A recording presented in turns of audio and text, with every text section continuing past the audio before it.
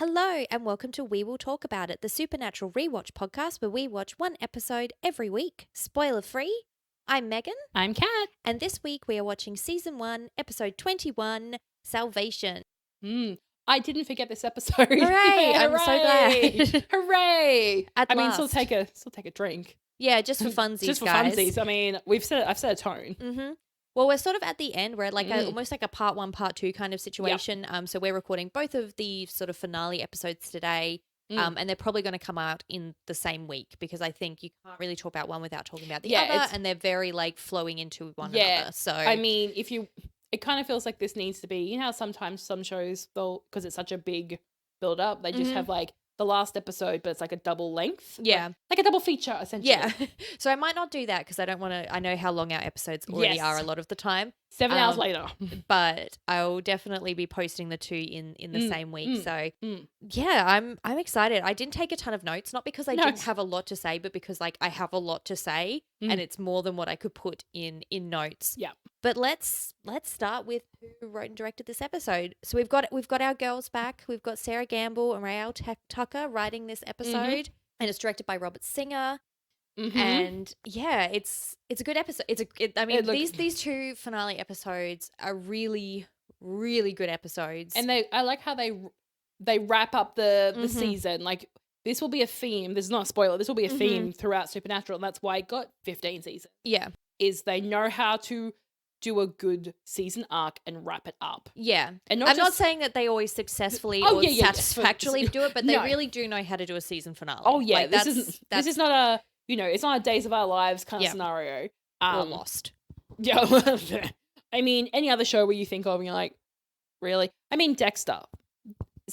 Last season of Dexter, people who watch Dexter will 100% agree. Yeah. Hence why he's coming back for a limited series because see what happened at Dexter. Yeah. So this is definitely not that. And you definitely, and again, non-spoiler for the whole show, you definitely don't get that through the show. No. And again, we haven't actually seen season 15. I don't know if we've actually made that clear throughout this. We've talked about it a lot ourselves, but I've seen up to season 14. You've seen up to season 11. Yep. Not that she remembers any of it. No. I've seen. This is all. I'm like our listeners who haven't seen the show. Yeah, it's great. There's lots of podcasts where it's like one fan and one like new time watcher watches the show. It's like that, except Kat has watched the show and multiple times. So yeah, but yeah, neither of us have seen season 15. So, I cannot wait. I cannot wait. The general vibe that I think we've gotten, because we're both kind of trying to avoid spoilers, is that we're not going to be satisfied. No, but we've got a while to get there. We've got a while. But let's actually start with the recap of this episode because I skipped it. That's okay. I was like, I skipped this. I want to talk about it because I want to talk about Carry On My Wayward Son. Yeah, so I guess if you are a new viewer to Supernatural, if you've come to this kind of blind or you never really watched it seriously, Carry On My Wayward Son by Kansas is kind of the unofficial theme song of Supernatural. And Great song. I don't think this is a spoiler because I think that it kind of, if you're new to this, kind of helps to bring you into the fandom. It's definitely into the fold. Yeah, it's a song that has a lot of meaning to a lot of fans. Kansas actually played to welcome them on stage. They played Carry On My Wayward Son at the 2017, I think, Comic-Con. Yep. Which was like, people lost their actual minds. People Go watch the videos on YouTube. The screaming levels, I feel like it's almost like reminiscent when the Beatles touched down in America. Yeah. It was very much because it's Hall H, so it's the biggest hall in Comic-Con, and yeah, people went absolutely fucking bananas. So it's a really meaningful song, and typically speaking, from this season on, it is the song that is played at the season recap in the last episode. This is the only season that doesn't happen because it actually happens in the second to last episode. So this one, Salvation. But yeah, it doesn't happen on streaming services, which makes me think that there must be something really unique about season 1 because like Kansas is really into the fact that this song is like the unofficial anthem for the Supernatural fandom. Like they're on board, so it's clearly not an issue with them giving the copyright because they would give it willingly and freely. Yeah. It has something to do with potentially recording studio or... But it's in every other season. Yeah, it's interesting. It's like this is the only season that doesn't have the original music, and there's this comes up in this episode and in Devil's Trap where they change the songs. But like this in particular, I'm like, but why? Like, it's Yeah, not it an makes issue no with sense. it's Yeah. not an issue with Kansas. Like, I can totally understand with how much ACDC they have that they're Yeah, like, yeah. we can't afford this. Yeah, we can't But- afford the ACDC, even though Stan is an Australian streaming service. But still, like, Yeah. yeah, I get it. And like, it's just really interesting that, and I was thinking about watching those last 2 episodes. Mhm. Like, I know from vague memory, I know everyone pause and laugh and have a Mhm. shot. I know there's songs from other bands that, you know, definitely I remember them playing in certain parts. Mhm. Like when we were when we had Faith, I know there was a song, Mhm. didn't hear it. Yeah. And literally I put the subtitles on and it told me it was like general rock music Yeah. playing. And I'm like, wait, what? Yeah. So I don't know what's different about season 1 specifically, because every other season, even if you're watching it on a streaming service, does have the music that was Yeah. originally broadcast. Yeah, But no idea.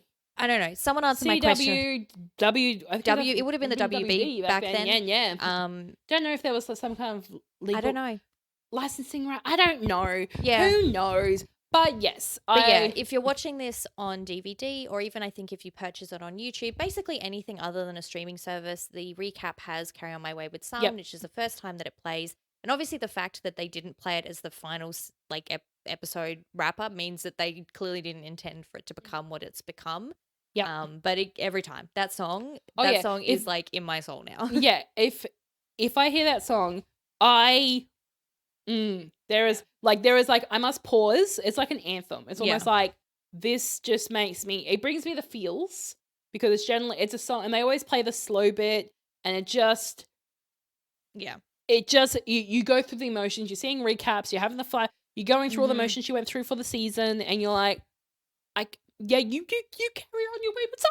Yeah. And I guess we'll talk a lot about this song and its impact, because the language of it, like wayward and all of that, comes in throughout the episodes. This song. So, but it's a great song. It's a fucking great song. If you did watch on a streaming service and you haven't experienced this, go listen to it on Spotify. Yeah. It's kind of a banger. It is. It's a kind of a 70s rock banger. It is. It will, if it doesn't bring your feelings, I don't want to know you. I think that it probably brings us into our feelings because of our associations. Like, I don't think it's inherently like a particularly emotional song. No offense, Kansas. But I do think that it has so much implied meaning to. Oh yeah, the fandom, especially in season 1, where we are talking like there's a lot of complex emotions around the whole family unit and how things, relationships, and you listen to the lyrics and then you're like, oh my god, this is, and then obviously from then on in if you're a Supernatural fan, you hit Kansas, you're like, you will find your pack in a bar. Absolutely, 100%. And also it took me an unusually long time to realize that Lawrence, Kansas, that connection, it took me a really long time. Cats only just clicked. It's holy shit! It all links together. Sorry, I'm like, I actually did not realize. I'm going to be over here staring out the window. Like, holy shit. While Kat's processing, I'm going to start talking about this episode. So this episode starts, we've got a priest. We hear a woman talking. We don't see her at first. And she's like, I need to talk to someone. And then we obviously get the camera angle change and we see that it's Meg. So we obviously immediately as the audience are brought into the fact that this priest is in this dangerous situation. Like, this is not, we don't know what Meg is.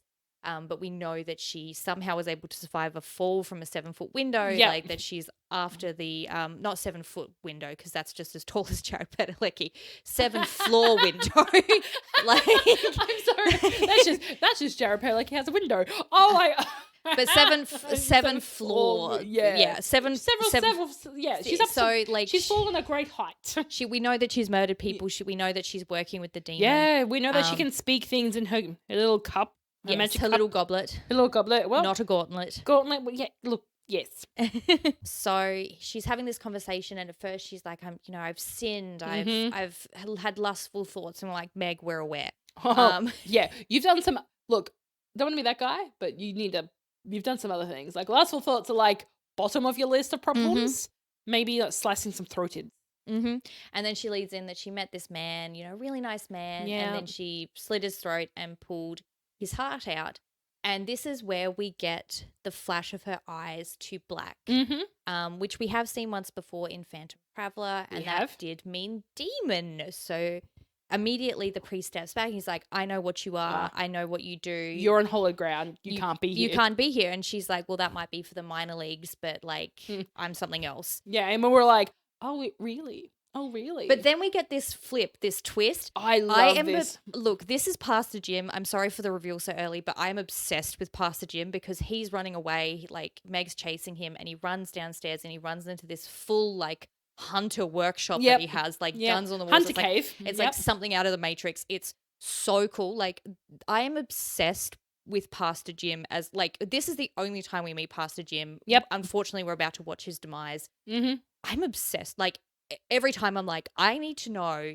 I need his story. I need Pastor Jim, the mini series. If you're out there, listen. Yeah, Jensen. If you're just lurking on the edges, on the fringes, come into the fold. Come into the fold. And let us. And can we just have like a mini series, like Marvel style mini series where it's like a one-off, and you know you're not going to get like limited 7 series. Yeah. Just tell us a little bit of Pastor Jim's story like. Because how does one go from being a pastor? I mean, it's not like a big leap, but I like that. What is that backstory? What is that backstory? Was he a pastor? Was he a hunter, then turned pastor and still did hunting on the side as a side hustle? Or was he a pastor, encountered not just a demon, but, let's say a vampire. Let's just say vampire. Okay. And then he's just like, supernatural's real. Like we've had throughout the series, we've had normal people going about their lives and then, supernatural happened and they're like, oh, it's like, X-Files. It's the truth is out there. Yeah. Kind of thing. I like to think it's the second one, that he was a person of faith who experienced something really dramatic, maybe with a young John, possibly. Yes.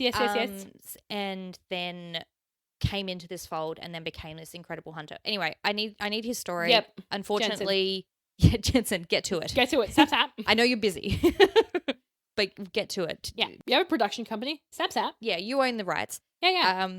Go Netflix. I'm sure they'll snap it up. He's actually signed with CW. Yeah. I mean, also, yeah. I mean, well, Warner Brothers, but like inherently the CW. Yeah. But yes, so Meg is asking where the Winchesters are, and when he doesn't want to give up their location, she kills Pastor Jim. Yeah, by slicing his throat. By cutting his throat, which is her personal favorite. Personal favorite method. And it's just this crazy, amazing opening. And you can definitely see in this episode that Nikki Acox, who plays Meg, has gotten very comfy with this role and is really leaning into that really like campy, dramatic. It's very siren, very siren-esque. Yeah. Like, oh, I know I've got good looks and I'm very cheeky, very, again, all of the things. Yeah, and she's really starting to get really comfortable with that. Yep. So John, we now cut, so that's open. We cut to John, Sam and Dean. John is kind of covering like everything he's done in the last 20 years. Apparently we're in Manning, Colorado. And, everything that he knows and about the demon. 2 things. So I have 2 thoughts just right here. First one is flashing onto the walls and seeing all the different things. I was getting a beautiful mind. But also a mix of Charlie from Always Sunny in Philadelphia, where it's got yep. You've seen the meme even if you haven't seen the show. Yeah, you know the meme. But secondly, this is the first time Dean's wearing a Dean is wearing a Dean jacket. No, I rephrase that. Dean is wearing a denim jacket. It's like this really light jacket. Yeah, I was like, I had to pause. I'm like, is that a Dean jacket? Is that a Dean jacket? Is that a Dean jacket? Is that a Dean jacket? Is that a denim jacket? Yes. The answer is yes. Or a jean jacket. Maybe I just say jean jacket. I'll probably say, look, I'm just going to stop there. Continue. Sorry. So they're talking, they're having this conversation, and John says that there are signs of this demon and that it actually has attacked quite a few times, even since Mary was murdered. Yep. And that it seems to be attacking the mothers or the families of boys or girls who are turning 6 months old. So Sam, on the dot, yeah. Sam was exactly 6 months old when Mary died, which is obviously very symbolic. Like it has an implication of like ritual about it, that it's very exact. And always at night. Yeah. There's normally weather events. There's generally a pattern of weather events prior to the season demon. I'm calling it the season demon because we don't know what it is. We just know it's a demon. Don't know what it's type of demon. And that it's very like there's patterns and Sam. hearing this, it's like, hang on, Mm-hmm. were there signs when this happened to Jess? Mm-hmm. And it turns out there was. Yes, and this actually cuts back to something that I think we talked about in the pilot, which is that Dean saw sort of an electrical storm kicking up and he Yeah. heard kind of like sounds on the radio, and that's how he knew Sam was in danger, and that was cut out of the pilot for time. Yeah. But yeah, like it sort of all links in, and props to Jensen because he would know this had been cut out, but he still had this kind of like understanding look on his face, Yeah. like, oh yes, I remember. Yeah. Which is, nice continuity. Yeah. He didn't know at the time Behind the that scenes. how obsessed people were going to get with this Oh, television show. yeah. But I appreciate his continuity. Yeah. I appreciate the effort. I mean, the craft, as one would say. Yes. In the biz. Thanks, Jensen. And all of the signs now are pointing to a place called Salvation, Iowa, which is where they're heading. Yep, off to Salvation. And so they're driving there. John's in his Johnmobile, his what we would call a ute, but I guess is a truck. Pickup truck? A pickup truck. Also, I'm still calling it the pickup truck from Route 666. Mm-hmm. I mean, maybe they were just like, we'll just reuse this truck. We'll just take the lights off. Since we have it on the lot. We'll just take the lights off. I mean, we're season 1. Yeah, we're season 1. We used all of our budget already on the 100,000 bees back in Bugs. So many bees. So many bees lost their lives that day. Yeah. So many. Yeah. So many actors and directors were unnecessarily stung for something that didn't even show up on camera. Right. But they're on the road, and this is when John hears about Pastor Jim, which we saw in the cold open. And he pulls off into what I call a swamp. Mm-hmm.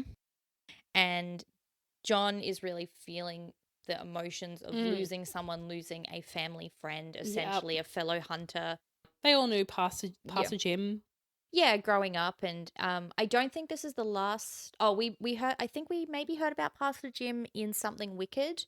I think they were saying at the end they were like, "Oh yeah, Dad took us to Pastor Jim and then went back to try and find the Strieger and couldn't." So Pastor Jim's clearly had a part of their lives. Yeah. And again, like I said this last week, but just absolute props to Jeffrey Dean Morgan, like, you know, to give us so much information about the relationship Pastor Jim had in their lives and like how close John felt to him. Like, they give us a lot. Brother of arms, essentially. Yeah, absolutely. The vibe. You're starting to see the opening of the world of hunters and how they stay connected. And when one of them does die, how it has a ripple effect throughout the hunter community, essentially. Exactly. And so John is clearly in mourning, and he's like, I don't care, this ends now. Like this is where this stops. Yeah. Because his throat was slit. There's signs of sulfur. The obvious conclusion is that it was a demon. Which kind of confirms that Meg is actually a demon. And it's really interesting. John says killed by a demon or someone possessed by a demon, which is interesting in the way lore then develops for supernatural. And I guess I think we'll just talk about it because otherwise I'll forget and we'll never talk about it again. I don't think we ever encounter a situation after John makes this statement where a demon is not possessing a person. Yeah. I don't think I've remembered that happening. And if we do, there's like an exception to the rule. There's a reason, like there will be, and this is not, we're not spoiling, there will be because see 15 seasons. Yeah, but I don't think it's like consistent with what this lore is saying. So I don't think after this episode, because at the end there's sort of an implication that there's something that is not possessing a human that happens. But after this, that kind of doesn't happen again. Nope. We don't ever see a demon exist unless this happens in season 15, guys. But like, wouldn't that be the biggest plot twist? Here they finally come back and roll up this after lore. 14 seasons. Like, wait a minute, we should go back where we started. We should fix some of our lore plot holes. Yeah, that we've look, created. we're gonna season 15. The pothole edition, like plot hole edition. Yeah, like but yeah. So I guess the next 2 episodes really set up a ton of the demon lore. Yeah, they really do. I just wanted to point out that particular piece never plays out again except in this episode. Yeah, and the demons are always possessing a person. Yeah, regardless of what, as Meg said, major or minor league. Yeah, a demon, and again, it's not really, we're not going to spoil anything. The lore is that for a demon to come to Earth, it needs a body. Yeah. So that's not really breaking any, that's not a spoiler. I mean, that's just normal lore anyway. Like a demon generally needs a host. I mean, that's just common knowledge. Yeah, and I don't think it's spoiling any lore to say that this is not the last time we encountered demons No. as characters. Again, see 15 seasons. Yeah.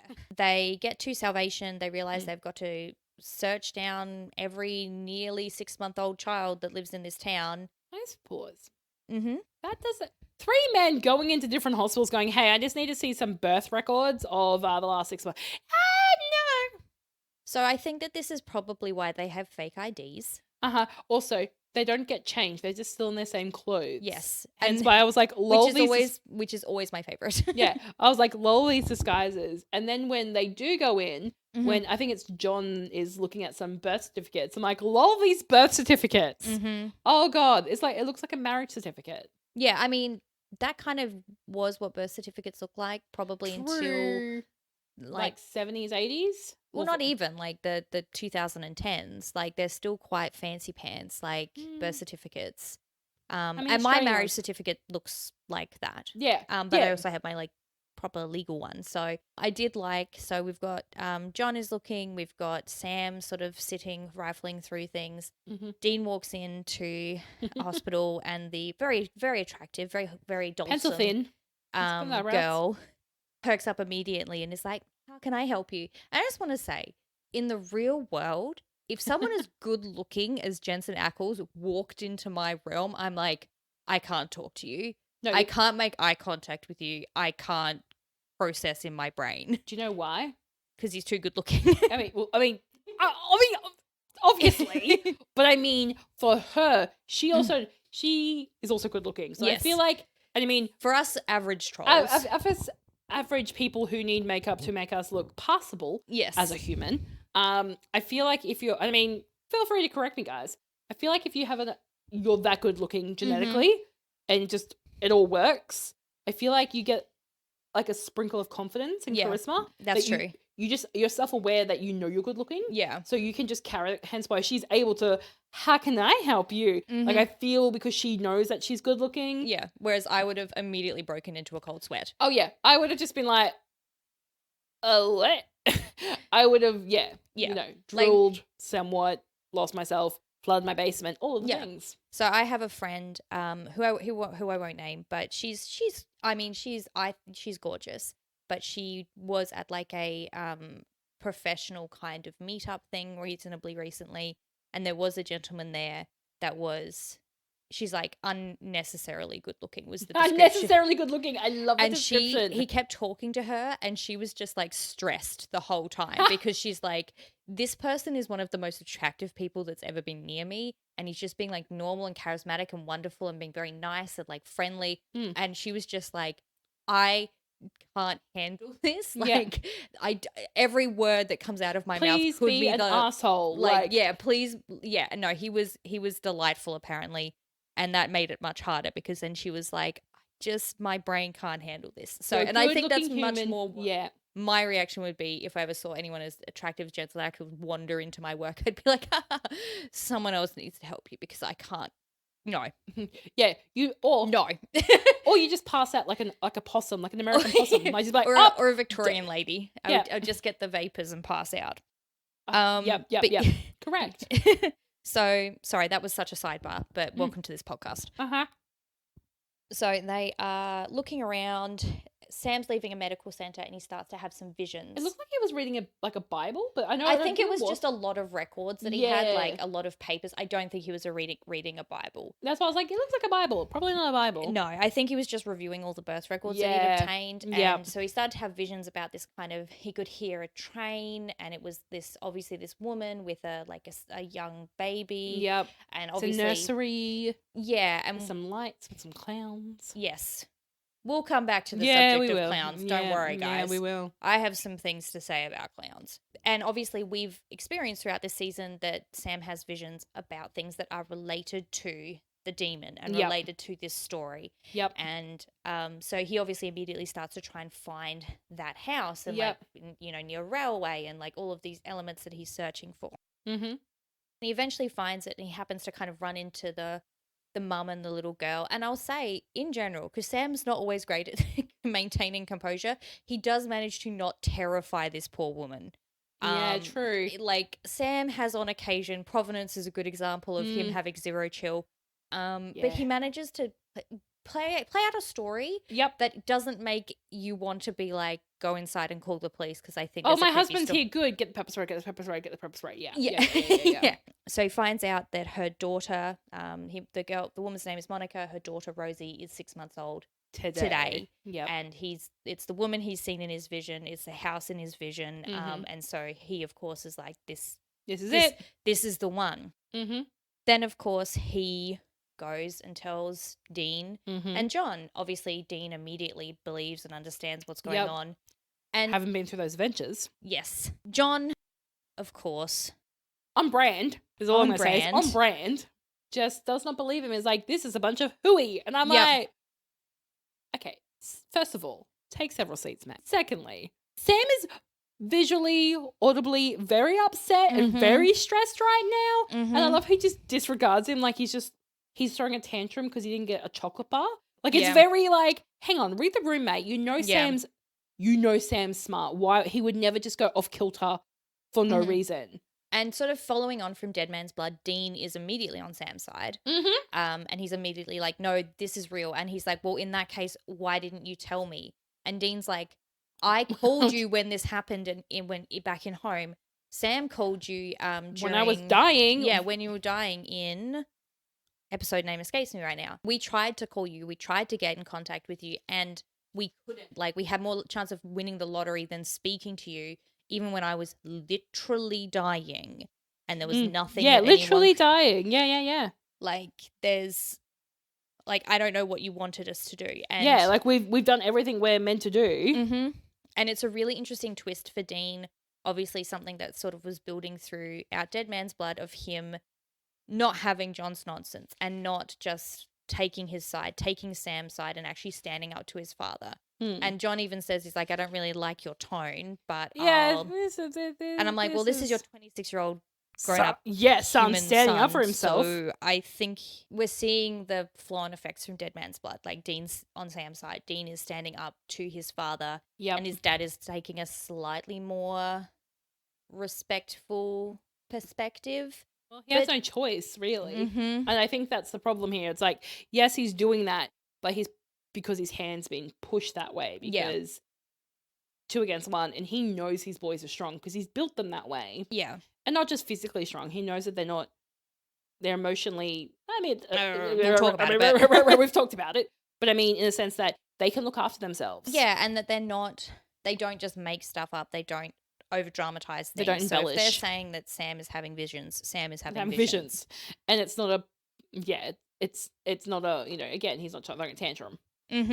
So phone rings, Sam answers, it's Meg. Smallest phone.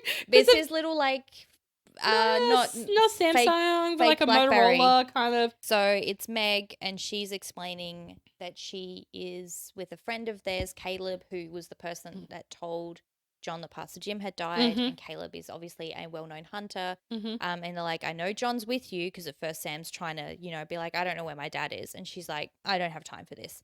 I love that she's like, I got no nonsense right now. Yeah, and I will say, having Sarah and Rael at the helm for this episode means that the dialogue, particularly for female characters, is a little elevated than sometimes what it has been in previous episodes. We will continue to talk about how they write female characters in the television show Supernatural. But this one, I sort of sense the difference, and I think that maybe Sarah and Rael also had maybe a better grasp of who Meg is and, like, what Nikki was capable of, and you just see it, like, it's more she's very, like, purposeful in this. That's episode. Why I say, like, on purpose, and also I like how, again, I've noticed when especially this episode, because we do have female writers. Meg is pushing the story along. She's not dragging it out. Yeah. Not that there's a problem with it, but when you've got 45 minutes and this needs to be an impactful episode because it's the second last episode of the season, you can't just be going off talking about doctors' backstories that have they have nothing to do with the actual plot of the episode or season arc.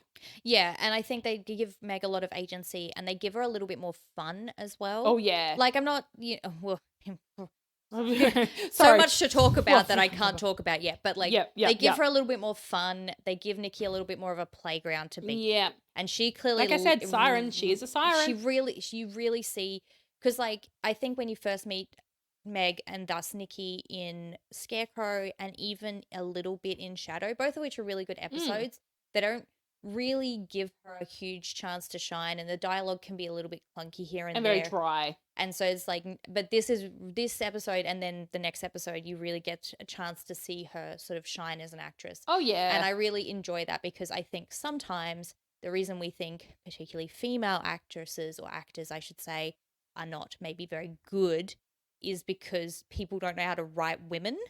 See Route 666. Yes. And so it doesn't give them the opportunity to really shine. Anyway, that was such a digression. Yeah, but it's, I mean, true. I mean, very true. And this is where you, like, this, when I first watched this TV show, watched Supernatural for the first time, this was the first time I was like, I like this man. I want her to stick around. Like, this, can we have, like, this? Yeah. And the reason is because, like you said, she's got agency. She's on purpose. She's not here for bullshit. She's just, she's not here to fuck spiders. Yeah. And I'm here for it. Yeah, exactly. So Meg is talking to John and she's like, I know you have the cult. This is you declaring war. Yep. And she's like, give us the cult. And, you know, she gives the phone to Caleb. Caleb's like, don't give him anything, whatever they say, blah, blah, blah. Yep. And John sort of stands firm in that. And so she kills Caleb. And I don't like seeing character deaths. Nope. But I do like that she doesn't hesitate. I do like that she is evil. You know, she's a demon. Demons are evil. And so there is nothing holding her back from murdering someone to make a point. And so I kind of appreciate the lack of grey. Yeah.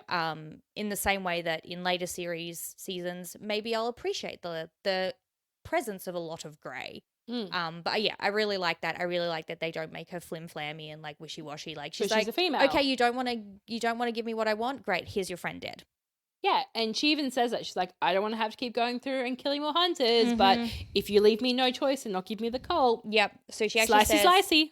We're going to keep doing what we're doing, and your friends, anyone who's ever helped you, gave you shelter, anyone you've ever loved, they'll all die unless you give that gun. And you do believe it. Like, she's killed 2 people already in the course of this episode. And then she's also said that she's also killed others when she was talking at the beginning of this episode to Pastor Jim. She's like, I've killed some people, you know, blah, blah, blah. And you're like, cool. She's not here to fuck spiders. She just wants the cult. Because that's the task that she's been given by, I don't know, her demon team leader. I don't know. Yeah. So, I mean, obviously it's been given to her by the demon. Yes. That they're hunting. I like to call him the team leader demon. Okay. Because, you know, she's a minion and he is a team leader. Sure. It's an organization, I feel. Sure. The demon organization. That's what I'm just going with. Basically, you know, explain things. So at this point, John's like, okay, fine, I'll meet you. I'll give you the gun. The boys are like, excuse me. Yeah, they're like, excuse me. The demon we've been hunting our whole lives is about to go down, and you're out here going, hey, Meg, I'll throw you a cult. Yeah. He's like, no one knows, aside from a few vampires, no one knows what the cult looks like. I'm just going to give her a fake cult. And they go and they get one from the antique dealer. John is going to go and meet Meg and, you know, stop her killing all of their friends. And the boys are going to go and actually take out the demon. And it is so interesting that this is the choice. That it's like John is giving up his chance for revenge in order to save others. And he's giving it to his boys. And it's a lot, you know? It really is, because you would, seeing how hell-bent he has been this whole season. And then for him to, actually, boys, you got this. It's like, I appreciate, but also, I don't know. Yeah, I mean, look, I had a stroke. It's fine. But it makes sense at the end of the episode as to why this choice was made and then obviously in the last episode of the season, it sort of sets up a bit more. But at the moment, you're just like, this seems like a choice that you would not think would happen. Yeah, so I think it's really interesting that John is making this decision and being like, I don't need to be the one to kill them. I just need to know that it dies. Yeah, I just need to know that you take it out. So John goes to Lincoln. He goes to this creepy old warehouse. You really see Robert Singer loves a lot of like 70s movies and 70s cinematography. And you really get that in all of the smoke and the steam in this It's beautifully. The beautiful. cinematography is really, really beautiful.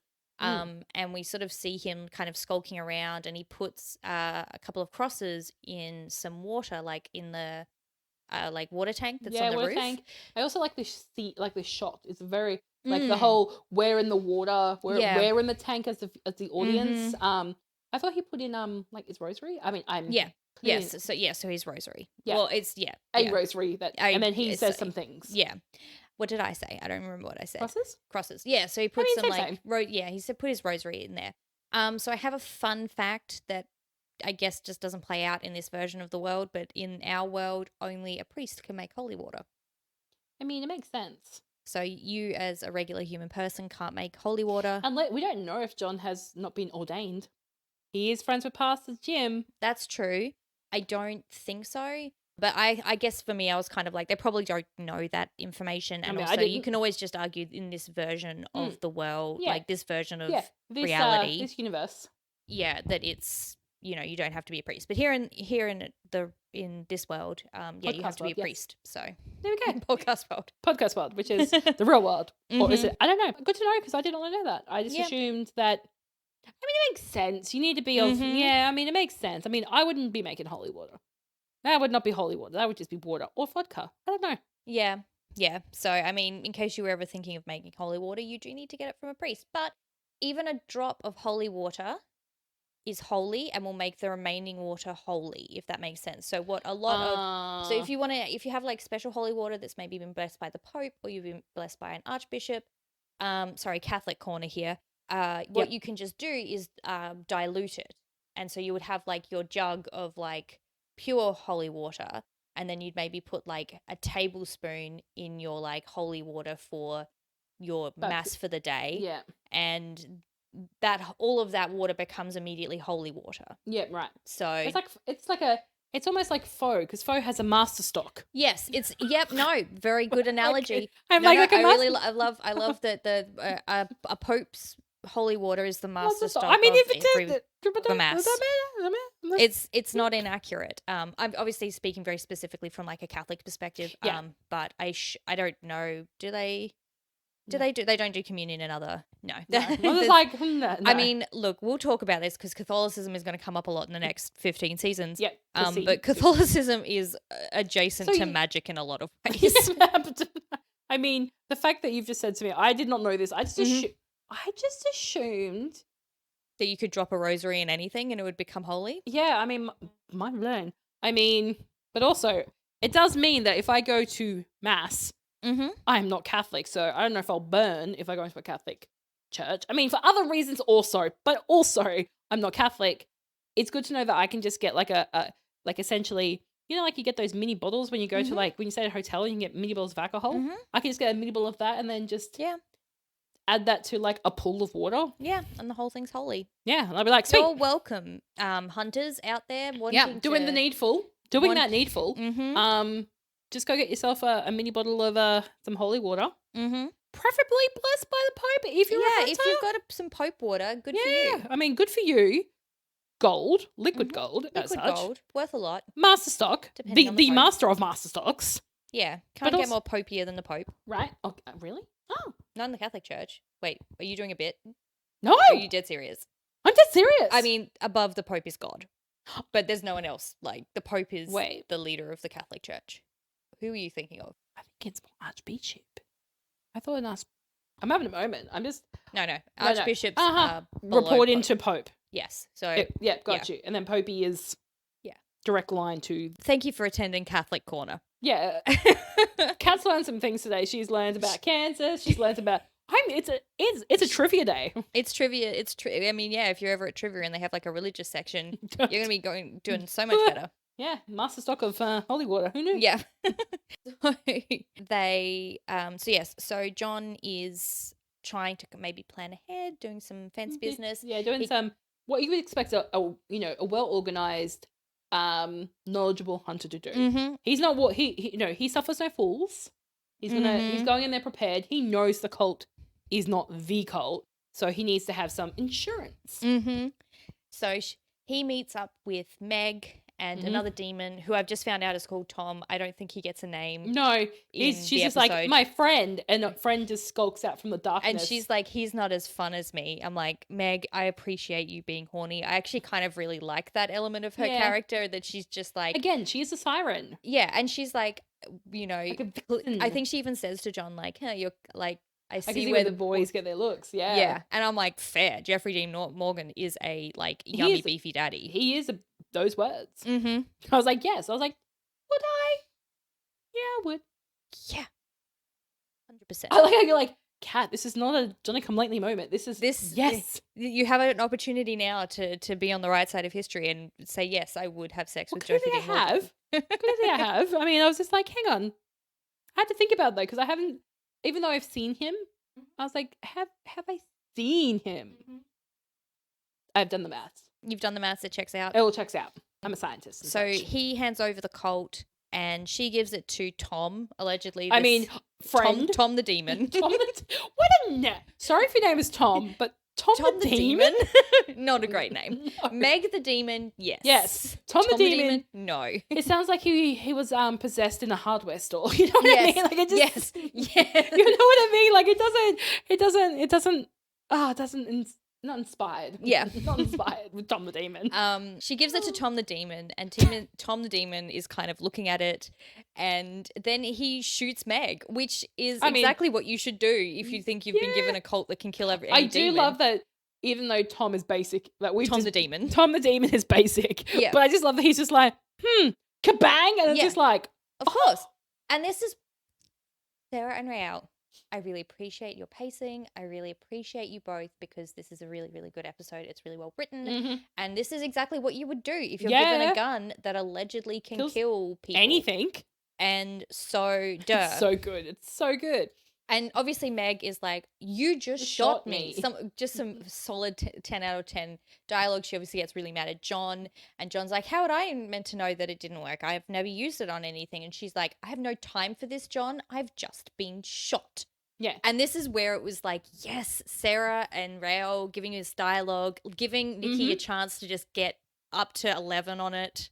And John obviously runs away. He enacts this plan that we saw him start, which is that he turns on the fire system. I don't know what to call it. Yeah, sprinkler system. Sprinkler system. That's like, and obviously it's actually holy water, which means that Tom the demon and Meg, because he's basic, can't get across that. And that's he tries. Yeah, and then he starts to smoke up, and I'm like, of course, because you're Tom the demon. Yeah. And so John runs outside. His truck has had the tires slashed, so he's running away, and eventually he gets caught by Tom the demon and by Meg.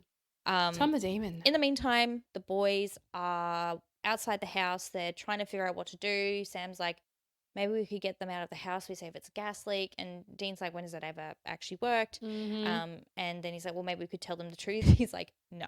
Yeah, when has that ever worked? Like, so, and they're sort of waiting, and then they hear static in the car radio, and they start to see this storm whipping up. So all of these signs, they run into the house. The husband is there and immediately attacks them because obviously they're just two enormous strangers in his house. Yeah. So props to him for being like, I can take you to one. I mean, at this point, Jared Padalecki is like a troll-sized person coming through. And no offense, Jared Padalecki. No, but I'm just saying, like, if I was at home, you know, eating my dinner, reading a book, or, you know, just potting around the house, and old mate comes flying through and starts screaming that there's a demon that's going to kill my child, I'm probably going to scream a lot and try and throw whatever's near me. 9 times out of 10 will probably be a crochet hook, which does nothing. Yeah. But they run upstairs because he's yelled to Monica, his wife, that to like get the baby. Because, you know, there's these strange men in the house. And they're like, no, don't go in there. And obviously she goes in and the demon is there. And this is what I was saying. There's like, this is the only time I think in the show where a demon doesn't have corporeal form, because it sort of looks like the figure of a man, but it can disappear at will, and it kind of doesn't seem to have the same existence in this world. Yeah, it doesn't have the same rules. Yeah, it doesn't seem to be inhabiting a body, and I don't think we see that again. No. In the show. Like, we always see demons needing to inhabit a body. Yep. Which I just think is really interesting. So she's now on the roof, dare I say Mary style. She's freaking out. And also, she's also wearing a white nightgown. And I'm like... In 2006 by then now, I imagine? Like 5, 6. I'm sorry. You've just had a baby. I mean, I've not had a child. or ever will have child. It's not a choice. I kind of feel like that's a choice for someone who's older. Well, I obviously they're trying to draw parallels with Oh, Mary. yeah. Like that's why she's wearing this nightgown, but it's obviously like this is not what nightwear looked like in 2000. Like it's so far removed from the nightwear that it seems weird. It seems like she picked up at like an antique shop. Yeah, like she went op shopping and she was like, "This is a cute nightgown that my grandmother wore." You know, it's not cute, girl. It's not, but yeah, obviously it's meant to draw parallels with Mary, but it is just so out of place. It's like anachronistic. How it could have been. It would have been better for me if she was wearing, so like, because back then it would have been silk, because Victoria's Secret was really pushing that silk. If it was like a silk, not sexy lingerie, we're not saying that, like, but like a silk slip. Similar construction, but like modernized. Like it's very frumpy. Place. It's very because you see it and you're like, oh, I see what you're going for here. Mm-hmm. Hi, Mary 2.0. Yeah, exactly. Obviously, they are trying to rescue the baby. The demon is there. Sam's in the room. Sam's there. He hesitates for just slightly too long, and he shoots the gun, and it just goes through the demon. This is what I mean. Like the demon just disappears. Yeah, he like evaporated or able to discorporate or something, and they're getting the kid out. The cot catches on fire, which is a new one. Like it's a new one. I was like crazy.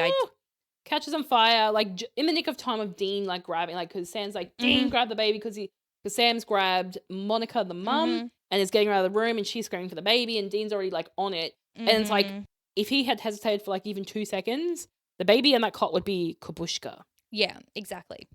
So they run outside. The house is now on fire, and again, clearly the demon doesn't have a body because it's standing in the flames, and you can sort of see that. He's outline. In a trench coat. Like again, the same kind of we're seeing the same silhouette we saw in the very first episode where this all happened. Exactly. Except for he's now facing the boys. Yes, and one reveal that we do get is that this demon has yellow eyes, and all the demons we've seen so far have black eyes. Yeah. Sam's trying to get back into the house. He's like, no, I can take it. And Dean's like, this is suicide. The house is on fire. Afterwards, at the hotel room, Dean's trying to contact John, and Sam's just like really angry because he's like, if I'd gone back in, I would have been able to end this. Yeah. And Dean's like, no, you would have been dead. And like, I don't want to bury you. Yeah, and I think that this is that like this flip that on the outside, Dean is very happy-go-lucky and very flippant and very like, devil may care, but on the inside is like incredibly caring and incredibly thoughtful and incredibly like almost loving. It's very maternal. Like there is very much he's the glue that holds this family together, which no one saw coming. Exactly. Whereas Sam externally is very, very thoughtful and very caring and all of that sort of thing, but like he's very much driven by revenge in the same way that John is driven by revenge. Dean does say he's like, you're just like Dad. Yeah. And it's like, oh, revenge at any cost. And Dean's like, no, because I'm the one that will have to bury you.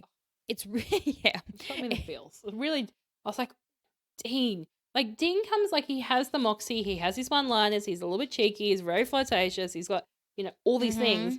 But when he says something that's really powerful, it just has to be a sentence. Again, props to Jensen. Yes. The way it's delivered, it's the timing, it's everything.